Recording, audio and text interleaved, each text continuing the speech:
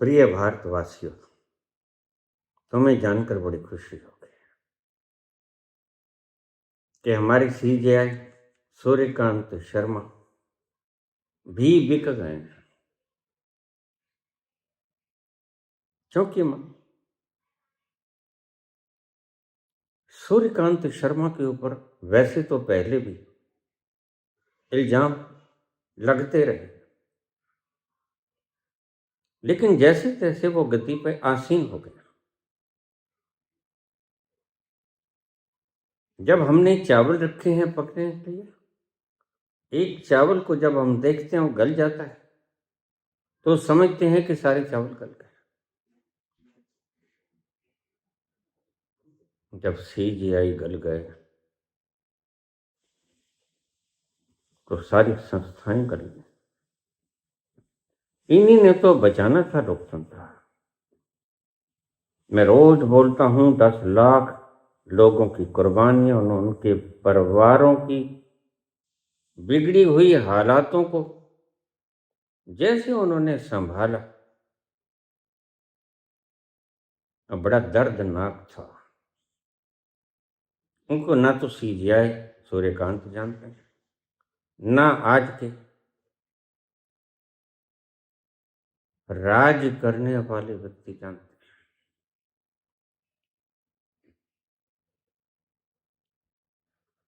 अभी बंगाल में चुनाव हुआ। एसआईआर नामक एक नया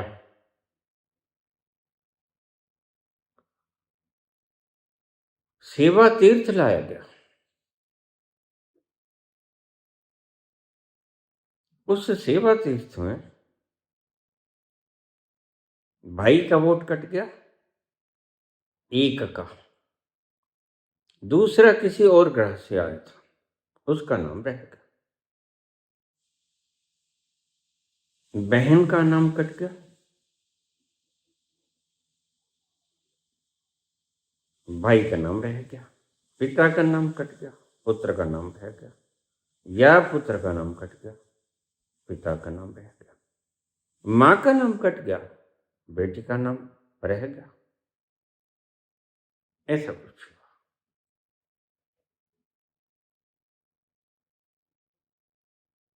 शायद मैं अगर गलती में न हूं तो 20 लाख से ऊपर वोट एसआईआर ने काट दिया।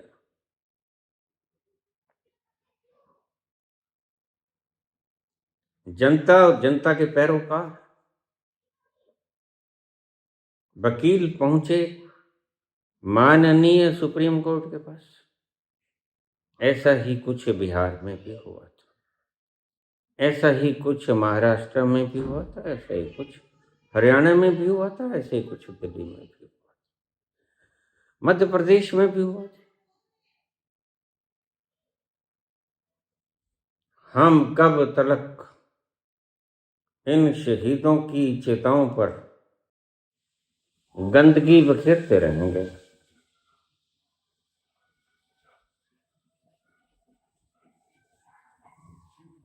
और chief justice of India Suryakant Sharma कहते हैं कि भला ही तुम इस चुनाव में वोट ना डाल पाओ,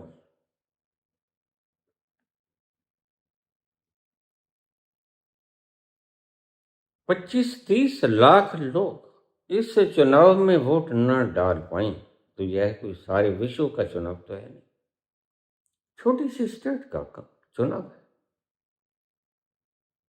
तो फिर बाद में चुनाव कराना ही क्यों? चुनाव को प्रलोंग क्यों नहीं कर सकते, फॉरवर्ड क्यों नहीं कर सकते?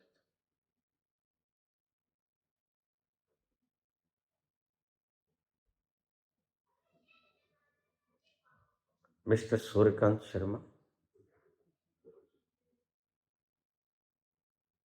आप हमारे मुख्य न्यायाधीश,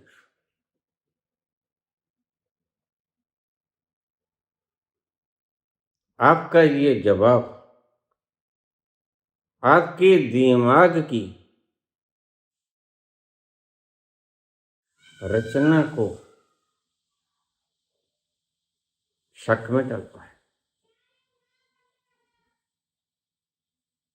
तुम समझदार हो भी या पागलपन ने आपको घेर लिया?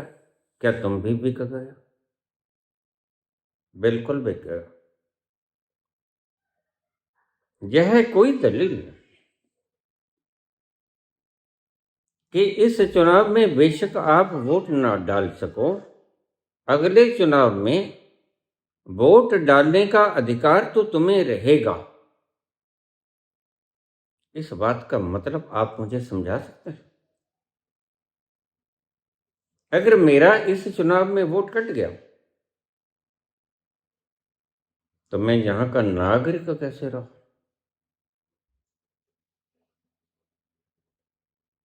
आपने संविधान पढ़ा है? मुझे लगता है नागरिक कौन? 10 लाख लोगों ने सिर क्यों कटाए?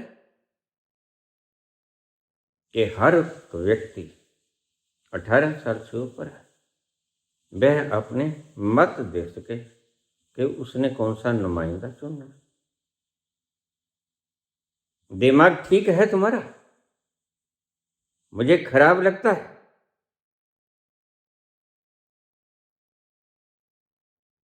यह क्या कमेंट आपका? फैसले करो। इस चुनाव में तो चाहे आप वोट ना दे पाओ, कोई बात नहीं। हाँ, कोई बात नहीं। तुम्हारे बाप ने कौन सा सिर दिया था? लेकिन चुनाव देने के लिए ऑथेंटिक हो तुम। अगली बार यह व्यक्ति बचेगा, तुम्हें पक्का पता है? पक्का पता है कि तुम बचोगे अगली बार? पक्का पता है कि ये सारे आसपास के लोग ये सब रहेंगे, या इनमें से कोई भी नहीं रहेगा, या इनमें से सभी रह जाएंगे? तुम त्रिकालदर्शी कब से हो गए?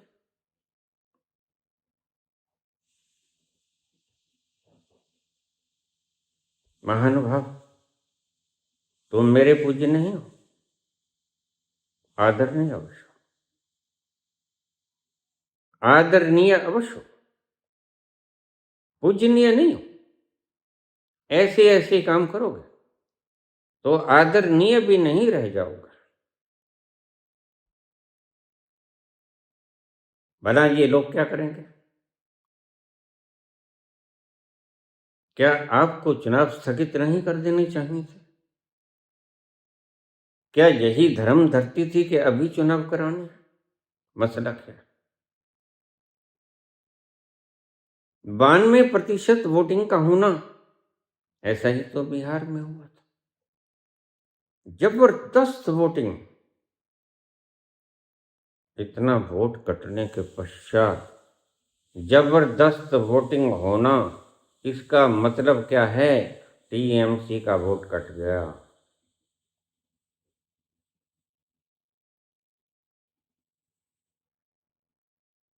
परसेंटेज बढ़ गई, वोटर घट गए। इसका अर्थ तुम्हें समझाता है? और फिर यह तुम्हारा तर्क बहुत बचकाना लगा मुझे। क्या तुम पढ़े लिखे भी हो, समझदार भी हो, या कुछ रिश्वत विश्वत दे के आए हो, या फिर मोदी के हाथों बिक गए हो, या डर गए हो कि जस्टिस लोया जैसा मेरा हाल हो?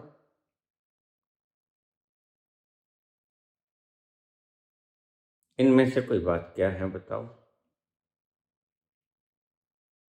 अन्यथा हम खोज लेंगे।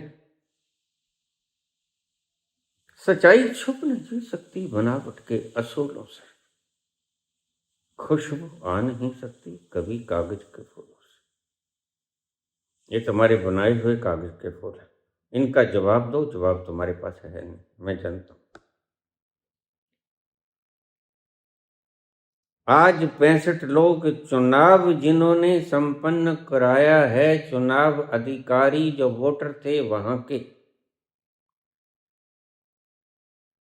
जो वोटर थे पश्चिमी बंगाल के, उन्होंने चुनाव संपन्न कराया।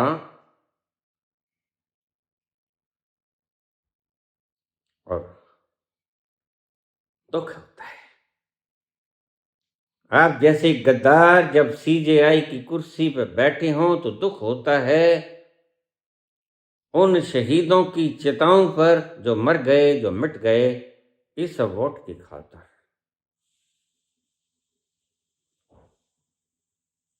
अगर तुम जैसे गद्दार लोग ऐसे ही कुर्सी के ऊपर बैठे रहे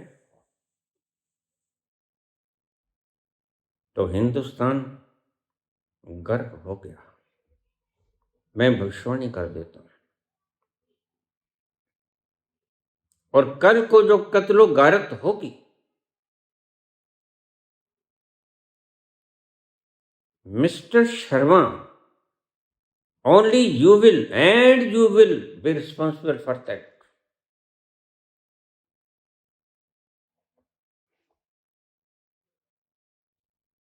क्योंकि काम ही तुमने ऐसा किया है कि लोग सड़कों पर आ जाएं,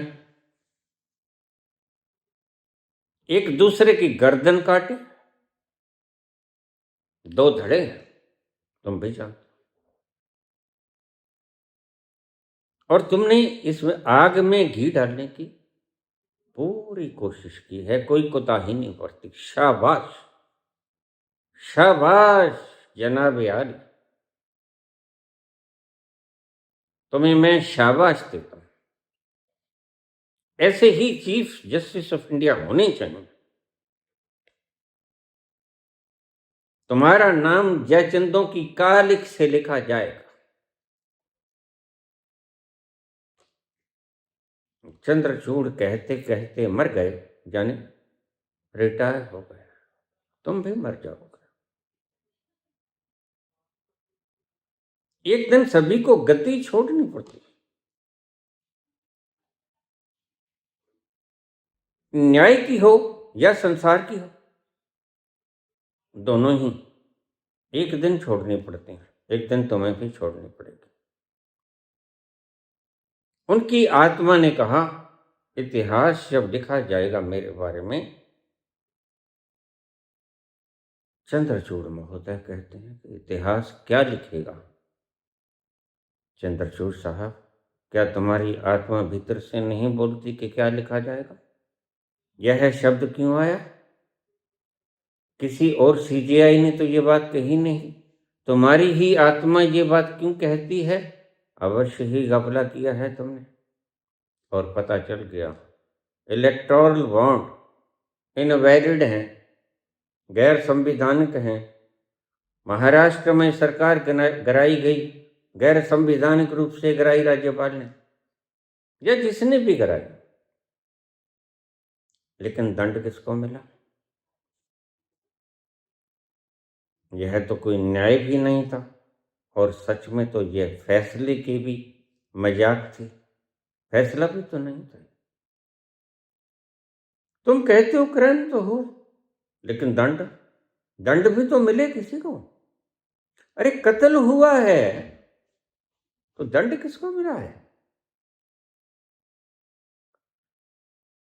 इसलिए मैं आपसे कहता हूं, पहली बार आप शब्द प्रयोग करो, इसके योग्य तो नहीं लेकिन कर रहा। इतनी खोपड़ी मुझे लगती नहीं। तुम्हें अपनी कुर्सी छोड़ देनी चाहिए। और मैं तुमसे तुम्हारे नार्को टेस्ट की डिमांड करता हूं।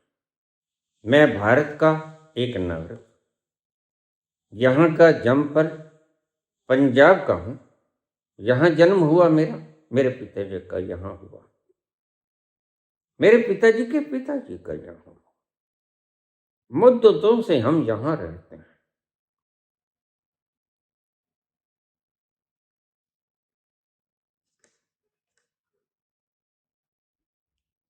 आज भारत का एक नागरिक तुमसे सवाल पूछता है कि तुमने जो जवाब दिया क्या वो तुम्हारी प्रज्ञा के हिसाब से उचित है? क्या उस जवाब को सुनकर कोई भी मूर्ख व्यक्ति हंसेगा नहीं, समझदार तो हंसेंगे, मूर्ख भी हंसेगा। कोई बात नहीं, क्या हुआ, कत्ल हो गया, अगली बार कत्ल नहीं होने देंगे, थोड़ा मजाक कर लो, तुम्हारी इजाजत नहीं चाहिए। किसी गांव में पड़ोस के किसी घर में मृत्यु हो गई थी बूढ़े की। तो बाप की तबीयत थोड़ी नासाज थी। उसने पुत्र से कहा, पुत्र देखिए, संवेदना तो जतानी ही होती है, हमदर्दी, तुम चले जाओ, आज मेरी तबीयत नासाज है। लेकिन पुत्र ने तो कभी अफसोस किया नहीं था। चला गया, जाके बैठ गया, और भी लोग बैठे थे, दरी के ऊपर वो भी बैठ गया। कुछ भी लोग बोल रहे थे, तो उसने कहा हम भी कुछ बोल देते हैं, ऐसा तो हाजिरी लगेगी नहीं। रोज वहां से गुजरता था, वह बूढ़ा बेचारा खाटड़ी पर पड़ा पड़ा खांसता रहता था, खुद भी जागता था, रात को उनको भी जगाता था। गरीबी थी, तंगहाली थी, कुछ लोग नीचे भी सोते थे, बूढ़े को चारपाई दी हुई थी। बोला कि देखो, बात ये है, मरना तो सभी ने होता है, और वैसे अच्छा ही हुआ, पड़ोस में ही रहते हैं हम भी, सारी रात बूढ़ा खांसता रहता था, तुम्हारी भी नींदें हराम होती थी। वैसे भी गरीब हो, कुछ लोगों को धरती के ऊपर ही बिछौना डाल के सोना पड़ता था, चलो एक चारपाई खाली हुई, आराम से सो पाओगे। उसने तो मरना ही था, आगे पीछे मरा मराया था, मर ही गया। लोगों ने सोचा ये भी कैसी हमदर्दी, वैसे भी बूढ़ा था, खांसता रहता था, तुम्हारी भी नींद खराब करता था, चारपाई भी नहीं थी, गरीब लोग हो, नीचे सोना पड़ता था बिछौना। वैसे तो अच्छा ही हुआ, परमात्मा जो करता है अच्छा ही करता है, सुना था उसने। हाथ जोड़ के वापस आ गए। लोग तो बड़े परेशान, हैरान, ये भी क्या हमदर्दी हुई। हमदर्दी में अल्फाज तो ठीक प्रयोग किए जाते हैं, सीजेआई साहब, आपने तो अल्फाज भी ठीक प्रयोग नहीं किए, इसी व्यक्ति की भांति आपने अल्फाज प्रयोग कर दिए। कोई बात नहीं, अब की बार तुम नहीं वोट डाल पाओगे, लेकिन वोट डालने का अधिकार तुमसे नहीं छीनेंगे। बिल्कुल वैसा ही जवाब था, मूढ़ता वाला जवाब, पागल वाला जवाब। कहीं तुम पागल तो नहीं हो? पक्का पता है? नहीं, तुम पागल हो। सांझ ढले, जिसका बाप मरा था वह उनके घर चला गया, पास ही था, तो तुम घर छोड़कर उन्हें शिकायत की, कभी ऐसे ऐसे तुम्हारे बेटे ने किया। अब हमें पता है आगे क्या होगा, अब मेरी बात को अच्छी तरह से सुन लेना।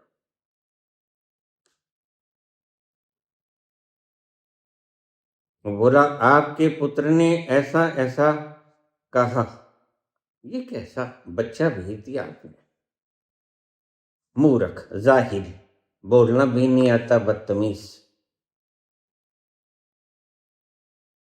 कैसे सहानुभूति हमदर्दी प्रकट की जाती है, इतना भी इसे नहीं मालूम। थोड़ा संस्कार दे दो अपने बच्चे को। तो घर का मालिक बोला, देखिए जनाब, अब की तो जो हो गया हो गया, मुझे करो क्षमा। यह बच्चा ऐसा निकलेगा मुझे मालूम न था, लेकिन देखिए, थोड़ा हृदय में संतोष रखिए, आगे से जब तुम्हारे कोई मरेगा ना तो अफसोस करने में स्वयं आया करूंगा। बस तुम ऐसा ही जवाब देने चले हो अगला भी। अब की बार तो नहीं, लेकिन अगली बार तुम वोट देने के योग्य हो जाओगे। तुम्हारे वोट देने का अधिकार किसने छीना? अरे भाई, छीन तो लिया सीजीआई साहब, तुम्हारे दिमाग में फर्क है क्या? अगली बार की छोड़ो, अब की वोट नहीं डाल सका ये। यह लोकतंत्र है और तुम लोकतंत्र के रखवाले हो। लोकतंत्र संविधान से चलता है और आपने अच्छा लोकतंत्र की रक्षा की, इसलिए मैंने तुम्हें शाबाश दिया। शाबाश पुत्र। हमारी उम्र भी आपको लग जाए जो बची कुछ, कोई शर्म आती है? 65 व्यक्ति जिन्होंने चुनाव संपन्न कराया, वो जब वोट डालने लगे तो उनका नाम लिस्ट में नहीं था। एसआईआर ने काट दिया और चुनाव संपन्न करवा रहे हैं वो लोग। और आपने कितना घटिया बचकाना जवाब दिया, कोई न्याय नहीं है तुम्हारी दरगाह में, इसलिए न्याय यहाँ के बाशिंदों को करना होगा।